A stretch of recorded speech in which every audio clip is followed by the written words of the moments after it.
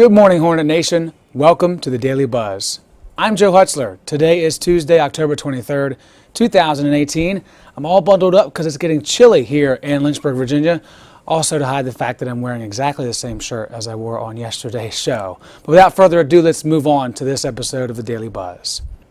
One way you can warm up this time of year is by going dancing. And our very own Erica McLeod joined the Salsa Night festivities this past weekend, not only to learn about the importance of the event, but also learn some moves herself.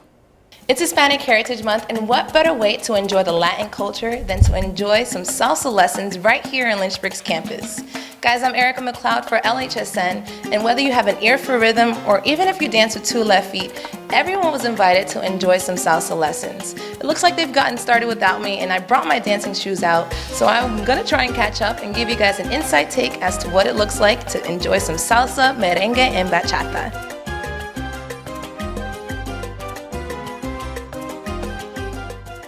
Guys, I'm here with Izzy and Kirsten. Izzy is a sophomore and Kirsten is a grad student. Now, you both mentioned that this is your first time taking salsa lessons. Did you have fun tonight? I saw you guys out there on the dance floor. Yes, I had a lot of fun. It was different. Yes, it was a different experience, but it was definitely out of my comfort zone, so it was a lot of fun. Yeah. What brought you both out here tonight?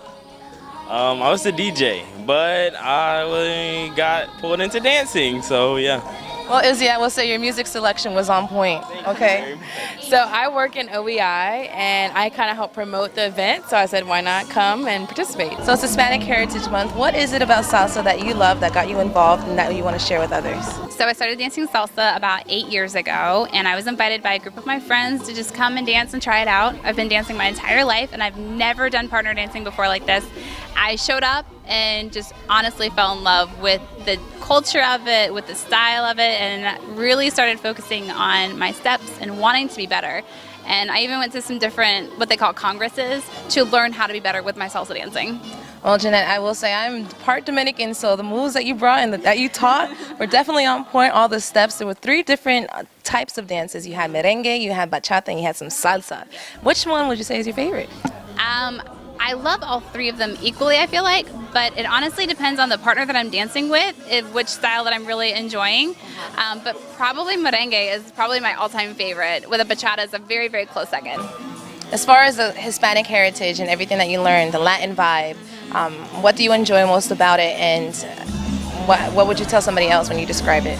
Probably I love the dancing part of the Hispanic heritage, but I also enjoy the food. The food's awesome, so you should totally enjoy some like Latin cuisine somewhere this month because it's amazing. Some Dominican food. Right. Never had Dominican food, so oh my gosh, tell me where to go. Tell me where to go. But I just love the vibe that it brings. Like watching people from a different culture dancing within their elements is just incredible to see the energy and the aliveness that they have in their eyes with it.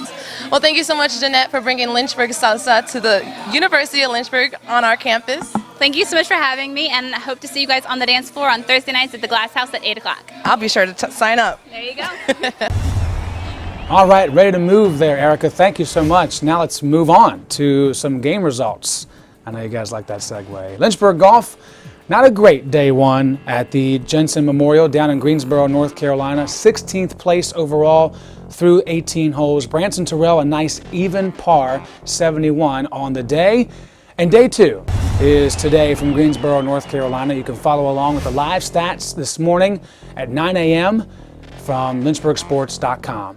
Other teams in action today. Men's soccer is on the road for matinee action against those other Hornets at 4 p.m., so an early one for them, and hopefully that means an early ride back to Lynchburg with a win, the final regular season game today. Then tonight, Lynchburg women's soccer in a huge battle against the Marlins of Virginia Wesleyan. This one could determine who hosts the ODAC tournament next week. You don't want to miss it if you can make it out tonight at 7 p.m. And if you cannot, don't worry. Myself and LHSN will be there to grab highlights of that one and bring you the action tomorrow morning at 7 a.m. All right, moving forward to the upcoming schedule, Lynchburg Field Hockey looking to remain unbeaten on their ODAC season. Tomorrow at 5 p.m., they will be on the road also at Norfolk, Virginia, when they take on Virginia Wesleyan. Just 1 game left after that for the ladies. And Lynchburg Volleyball in the final week of their season will take on Guilford tomorrow at 6:30 from Greensboro, North Carolina. Everyone's either in Norfolk or Greensboro. It's crazy. 6:30 start there for that ODAC match. All right, let's move on to campus events. We have just one to talk about, and don't be in a hurry. This has not happening this week.